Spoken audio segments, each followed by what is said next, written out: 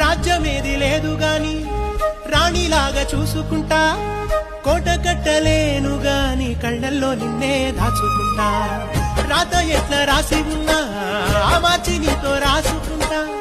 స్వర్గమంటూ ఉన్నదంటే అది నీతోనే ప్రతిరోజు పంచుకుంటా.